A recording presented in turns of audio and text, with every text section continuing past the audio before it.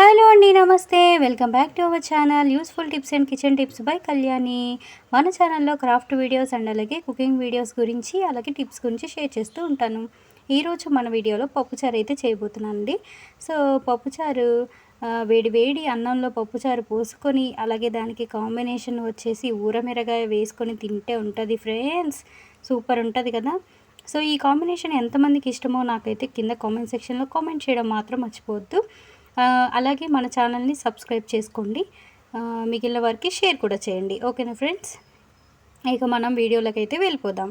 First వచ్చేసి నేను పప్పుని చక్కగా కడిగి పెట్టేసుకున్నాను అనమాట.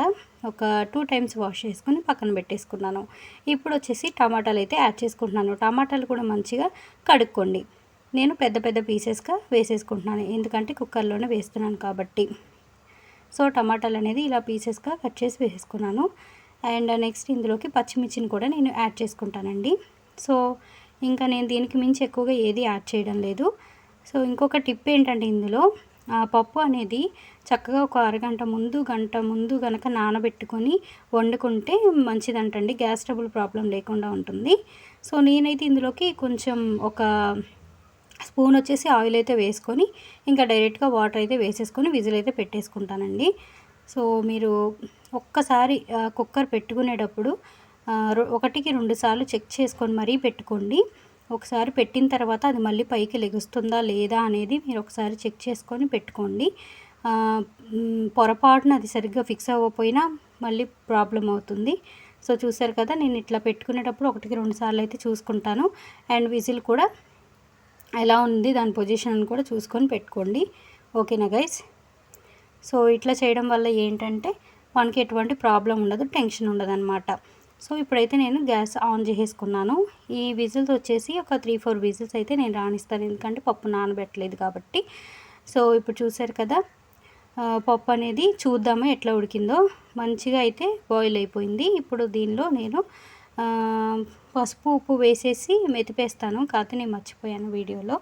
ఫస్ట్ అయితే మెతిపేసుకున్నాను. ఆ తర్వాత ఇందులోకి పసుపుని, సాల్ట్ని అలాగే కారాన్ని కూడా యాడ్ చేసుకొని ఒకసారి రుబ్బేసుకోవాలి. చూసారు కదా, నేను 1 బై 1 అయితే యాడ్ చేసుకున్నాను. సో మీకు ఈ టైంలోనే ముద్దపప్పు కనుక తీసుకోవాలనుకుంటే తీసుకొని పక్కన పెట్టుకొని ఆ తర్వాత ఉప్పు కారం అవన్నీ వేసుకొని వెతుక్కోవచ్చు అనమాట.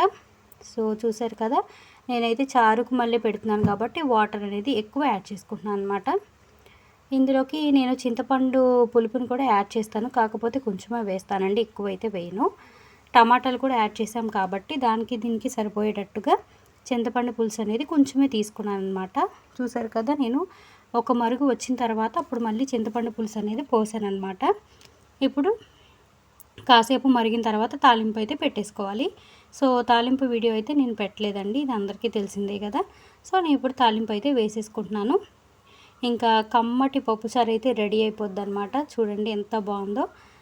సో నా వీడియో కనుక నచ్చినట్లయితే తప్పకుండా లైక్ చేయండి, షేర్ చేయండి, సబ్స్క్రైబ్ చేసుకోండి. Bye friends.